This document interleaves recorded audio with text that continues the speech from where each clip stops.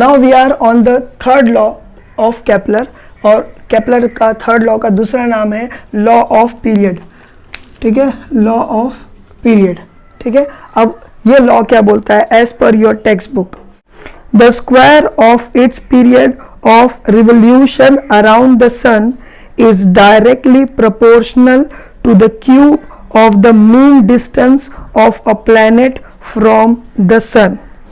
ये है केपलर्स का थर्ड लॉ, ठीक है, ये इसका स्टेटमेंट था। अब वो चीज़ समझने से पहले हमको दो चीज़ समझनी होगी। एक है क्या, टाइम पीरियड,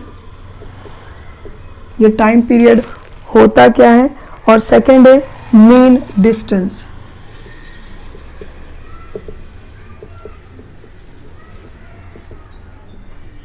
ठीक है, ये हमको समझना है, फाइन, ठीक है। अब देखो टाइम पीरियड बोले तो क्या, ठीक है, ये सन है और इसके अराउंड जो है अर्थ क्या कर रहा है, रिवॉल्व हो रहा है, ठीक है। ये पॉइंट ए से शुरू किया रिवॉल्व होना, यहाँ आया, यहाँ पर आया, यहाँ पर आया, यहाँ पर आया, वापस ए पर आया।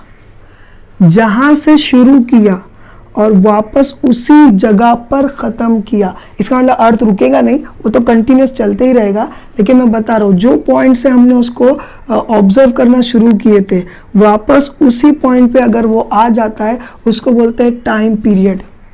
और आपको पता होगा कि अर्थ का टाइम पीरियड कितना है, 365 डेज बराबर है प्लस 6 आवर्स, ये आपको पता होगा।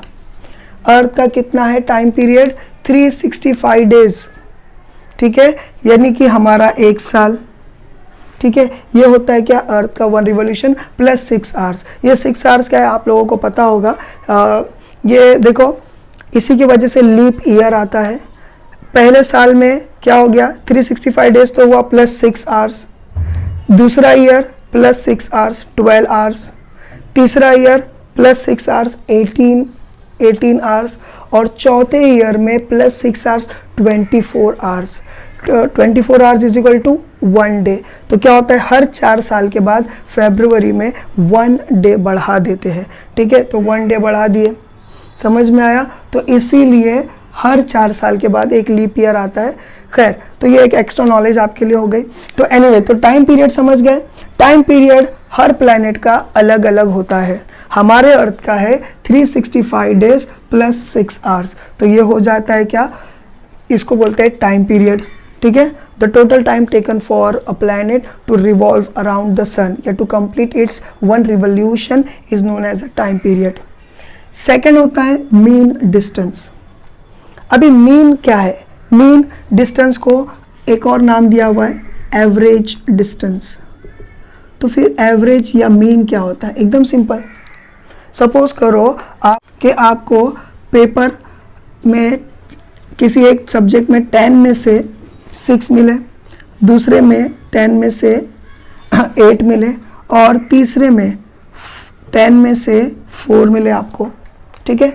अब इसका एवरेज निकालें। सब में क्या इक्वल मार्क्स है, नहीं, मगर ऑन एन एवरेज आपको कितने मार्क्स मिले वो कैसा फाइंड आउट करते हैं।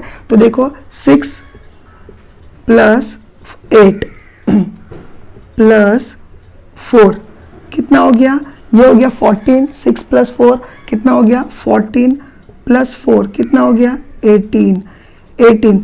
अब 18 कहाँ से मिला हम लोगों को, जब हम लोगों ने 1 2 3 सब्जेक्ट्स को ऐड करके हम लोगों को ये 18 मिला। तो इसके लिए 18 को डिवाइड बाय 3 करेंगे तो कितना होगा, 3 1 जा 3, 3 6 जा कितना हो गया, 3 6 जा 18। तो ऑन एन एवरेज आपको 6 मार्क्स मिले हैं हर पेपर में। ये होता है मीन या ये होता है क्या, यानी कि एवरेज, ठीक है। अब यहाँ पर ऐसा क्यों किया जा रहा है, क्योंकि एलिप्स के होते हैं 2 फोकस, मैंने शुरुआत में बताया था। अब क्या हो जाता है जरा यहाँ पर ध्यान दीजिए कि एलिप्स वाला जो स्ट्रक्चर है उसमें लार्जेस्ट जगह कौन सी है, ये वाली है कि ये वाली है कि ये वाली है? आप बोलोगे सर ये वाली सबसे लार्जेस्ट है, ये वाला डिस्टेंस यहाँ से यहाँ सबसे ज़्यादा है, तो इसको बोलेंगे क्या? Major axis. इसको क्या बोलेंगे? Major axis. Major axis. और सबसे कम वाला एरिया कौन सा है? ये वाला नहीं, लेकिन ये वाला ज़रूर है। इसको बोलेंगे क्या? Minor axis. माइनर मतलब कम, एक्सिस बोले तो क्या? सेंटर। एक्सिस बोले तो क्या? सेंटर। मेजर बोले तो क्या? लार्ज या लार्जेस्ट। और एक्सिस बोले तो क्या? यानी कि सेंटर। तो ये सेंटर में से हाईएस्ट ये वाली पोजीशन या ये वाला डिस्टेंस है, और ये कम वाला डिस्टेंस है, माइनर एक्सिस। ठीक है, अब देखो अगर मेजर और एक्सिस और माइनर एक्सिस जहां पर मिलते हैं, ये होता है एलिप्स का सेंटर। जहां पर major axis and minor axis दोनों मिलते हैं, वो हो जाता है क्या? यानी कि सेंटर ऑफ एलिप्स। ठीक है, सन बीच में है क्या? नहीं। तो क्या करना पड़ेगा? हमको मीन निकालना पड़ेगा। किसका? क्यों? क्योंकि देखो ये पूरे जगह पर ये जो है, ये क्या है? ये सर्कुलर जो पाथ है या एलिप्टिकल जो पाथ है ये एलिप्टिकल पाथ जो प्लैनेट घूम रहा है, ठीक है, तो ये पूरा एरिया कवर कर रहा है। इन शॉर्ट ये मेजर एक्सिस पूरा कवर कर रहा है। तो क्या करेंगे हम लोग? मीन निकालेंगे। मीन कैसे निकालेंगे? सपोज करो यहाँ से यहाँ कितना डिस्टेंस है? सपोज करो 2 सेंटीमीटर, 2 सेंटीमीटर। और यहाँ से यहाँ कितना सेंटर है, कितना है? वो है 8 सेंटीमीटर। 8 + 2 = 10। 10 डिवाइड बाय 2, क्योंकि 2 को ऐड किया हम लोगों ने, तो = 5। 5 रहेगा क्या? इसका मीन डिस्टेंस। समझ में आया? 5 क्या रहेगा? इसका मीन डिस्टेंस। ये 2 वर्ड आपको जानना ज़रूरी था। एक था टाइम पीरियड, यानी कि जहाँ से शुरू किया बराबर वहाँ पर ही वापस आया प्लैनेट, अपना एक रिवोल्यूशन कंप्लीट किया, उसको बोलते हैं टाइम पीरियड। ठीक है, टाइम पीरियड = 1 रिवोल्यूशन। और दूसरा होता है मीन डिस्टेंस, ये एलिप्स में फाइंड आउट करते हैं। इन शॉर्ट उसका सेंटर। समझ में आया? अब इससे रिलेटेड हम लोग थर्ड वाला केपलर्स का लॉ देखते हैं। लॉ आपको स्टेट कर चुका हूं। तो according to Kepler's third law क्या हो रहा है? देखो ये t² is directly proportional to r³। ये t² क्या है? Time taken to complete 1 revolution, that is a time period का स्क्वायर है। और r3 क्या है? सन एंड कोई भी प्लैनेट, वो अर्थ हो सकता है या कोई दूसरा प्लैनेट हो सकता है, तो ये सन और ये प्लैनेट, ये दोनों का जो मीन डिस्टेंस है उसका क्यूब, ये होता है आपका Kepler's law. t² is directly proportional to the cube of the mean distance between sun and the planet, ये बोला है। अब अगर आपको, ये तो मैंने बता चुका हूँ पहले वीडियो में, अगर आपको प्रोपोर्शनैलिटी की साइन हटानी है तो आपको इक्वल डालना ज़रूरी है, मगर इक्वल डालने के लिए कांस्टेंट डालना ज़रूरी है। तो यहाँ पर k एज अ कांस्टेंट डाल चुके हैं। कांस्टेंट कैसा डालते हैं उसका कॉन्सेप्ट मैंने पिछले वीडियो में बताया, आप लोग एक बार देख लीजिए। ठीक है, और ये है r3। ठीक है, अब क्या करते हैं हम लोग? r को इधर ले लेते हैं, तो क्या हो जाएगा? t² upon r3 = constant. k मतलब क्या? कांस्टेंट। और ये कांस्टेंट की वैल्यू क्या होती है? 2.95 × 10⁻³ और इसका यूनिट क्या होता है? ईयर² ईयर क्यों? क्योंकि पूरा रिवोल्यूशन होगा, तो मोस्टली क्या, सारे प्लैनेट जो है वो रिवॉल्व हो रहे हैं, तो वो क्या हो रहे हैं? ईयर्स में हो रहे हैं, इसीलिए ईयर² अपॉन मीटर³, ये कांस्टेंट की वैल्यू है। ठीक है, तो ये हो जाता है केपलर्स के थर्ड लॉ के बारे में। अब हम लोग देखते हैं कि t² is directly proportional to r³ कैसे आया, ये डेरिवेशन देखते हैं। याद रखो ये डेरिवेशन 10th स्टैंडर्ड के लिए एग्जाम में नहीं आएगा, लेकिन just for your extra knowledge मैं आपको बता रहा हूँ। ठीक है, पिछले वीडियो में, इसी चैप्टर के पिछले वीडियो में हम लोगों ने देखे थे कि 2 क्या होते हैं, दो ऑब्जेक्ट होते हैं of mass m1 and m2 और ये दोनों के बीच में का डिस्टेंस होता है क्या, r। आपके बुक में d दिया हुआ था तो हम लोगों ने d ले लिए थे। तो इन लोग दोनों के ऊपर कौन सा या कितना फोर्स एक्ट करेगा, तो वो कैसा दिया गया था, वो दिया गया था F इज इक्वल टू, ठीक है, m1 इंटू m2 अपॉन इन लोगों का डिस्टेंस का स्क्वायर, ठीक है। और हम लोगों ने एक कांस्टेंट डाले थे जिसका नाम है Newton's universal law of gravitation, ये हम लोगों ने डाले थे। ये हम लोगों का, ये क्या है, ये दो बॉडीज या दो ऑब्जेक्ट के ऊपर कितना फोर्स एक्ट करेगा हम लोगों ने वो देखे थे। ये हो गया क्या, हमारा फर्स्ट इक्वेशन। अब दूसरा क्या है कि फोर्स सेंट्रीपिटल, देखिए अभी ये सन है और सन के आसपास जो है कोई एक प्लैनेट जो है घूम रहा है। ये प्लैनेट घूम रहा है, क्यों घूम रहा है, क्योंकि इसके ऊपर सेंटर के तरफ से कोई फोर्स उसको अट्रैक्ट कर रहा है, उसको बोलते हैं सेंट्रीपिटल फोर्स।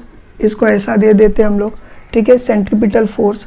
तो सेंट्रीपिटल फोर्स जो है बाय डिफ़ॉल्ट आपके बुक में कैलकुलेटेड करके दिया हुआ है, वो क्या है, mv² अपॉन r। m क्या है, m is nothing but mass of planet.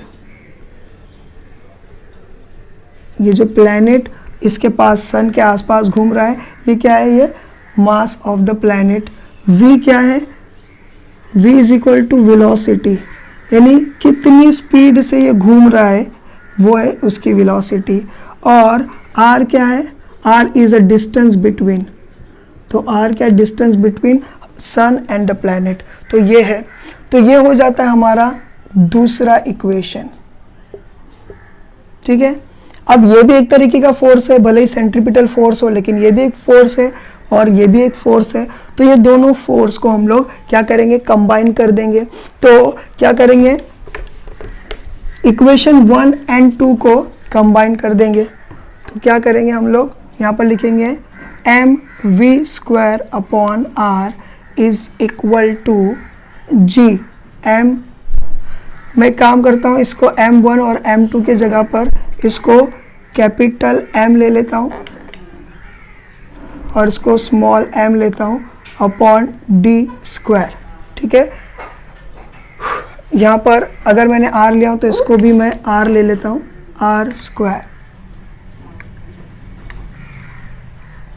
ठीक है। अब ये ले लिया, अब देखो क्या हो जाता है, ये स्मॉल m, ये स्मॉल m कट हो गए, ये r और ये r कट हो गए। तो बचता क्या, v² is equal to capital G capital M upon एक सिंगल r बचा हुआ है, वो बचा है, ठीक है। ये हो गया क्या, हमारा थर्ड। अब ये थर्ड जो है ये इक्वेशन आ गया। अब यहाँ पर ये क्या है, ये it is a velocity, v is nothing but a velocity. तो क्या हो जाता है, velocity is nothing but, velocity is given by distance upon time. क्या है, ये वेलोसिटी को डिस्टेंस अपॉन टाइम के फॉर्मूले से यानी कि जानते हैं, ठीक है। तो यहाँ पर अगर हम लोग सन और अर्थ की एग्जाम्पल अगर ले रहे हैं, ये सन है और ये अर्थ है, तो सन के आसपास क्या हो रहा है, ये अर्थ सर्कुलर फॉर्म में घूम रहा है, सर्कुलर फॉर्म में घूम रहा है, तो ये पूरा एरिया कवर कर रहा है, बराबर है, टाइम पीरियड के हिसाब से पूरा एरिया कवर कर रहा है। तो अगर ये क्या कर रहा है, इन शॉर्ट पूरा डिस्टेंस कवर कर रहा है। तो सर्कुलर फॉर्म में जब डिस्टेंस कवर करते हैं तो उसको दिया जाता है, डिनोट किया जाता है 2 पाई r, 2 पाई r। वो डिस्टेंस कितना कवर करेगा, 2 पाई r अपॉन t, ठीक है। तो v की वैल्यू हम लोग यहाँ पर ये डाल देंगे। तो हम लोग वेलोसिटी को, we will take velocity as, ये ले लो इक्वेशन नंबर 4। तो 4 की वैल्यू हम लोग 3 में पुट करेंगे तो हमको क्या मिलेगा, 2 pi r upon t for time is equal to, इसकी वेलोसिटी याद, अब ये स्क्वायर में था इसको भी स्क्वायर में डाल देंगे, ठीक है, is equal to G M upon R. ये हो गया।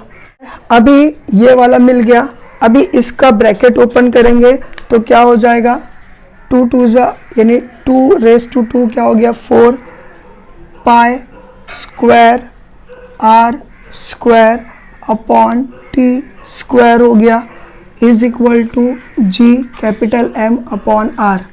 अब क्या करेंगे हम लोग, आर को इधर लेके चले जाएंगे, टी को इधर, आर को इधर लेके चले जाएंगे, टी को इधर लेके जाएंगे, तो क्या हो जाएगा 4 पाई स्क्वायर आर, एक और आर ऐड हो गया तो क्या हो गया cube G capital M upon T square. ये हो गया, ठीक है। अब क्या करेंगे, अब देखो हम लोग क्या करेंगे कि टी स्क्वायर को जी एम को इधर लेके आ जाएंगे, 4 pi square R cube upon ये जी एम इधर आ गया, G M is equal to T square. अभी आप गौर करो 4 तो नंबर है, ये नंबर चेंज होने वाला है नहीं, इट इज़ अ कांस्टेंट। पाई भी कांस्टेंट है, 3.14 इसका कुछ आंसर है, तो ये पाई भी कांस्टेंट है। जी क्या है, ग्रेविटेशनल कांस्टेंट है, यूनिवर्सल ग्रेविटेशनल कांस्टेंट। और मास क्या है, मास ऑफ द सन, ये कैपिटल एम क्या है, मास ऑफ द सन, ये भी क्या है, ये भी कांस्टेंट है। तो ये सारी चीज़ अगर गौर करेंगे, इतनी सारी चीज़, ये सारी चीज़ क्या है, कांस्टेंट है, ठीक है। अगर मैं अभी थोड़ी देर पहले बोला था कि T square is directly proportional to R cube बोला था, लेकिन मुझे ये प्रोपोर्शनैलिटी की साइन हटानी है, तो मुझे क्या करना पड़ेगा, इक्वल टू डाल के कोई कांस्टेंट डालना पड़ेगा। तो क्या मैं इसका रिवर्स कर सकता हूँ? कर सकता हूँ। अगर मैं कांस्टेंट हटा दूँ तो ये भी हट जाएगा, ये हट जाएगा, तो क्या आ जाएगा, प्रोपोर्शनैलिटी की साइन आ जाएगी। तो मैं क्या कर रहा हूँ, कांस्टेंट हटा दे रहा हूँ। अगर मैं कांस्टेंट हटाता हूँ तो क्या हो रहा है, R cube is directly proportional to T square. तो ये ऐसा डिराइव होता है क्या, केपलर्स का थर्ड लॉ।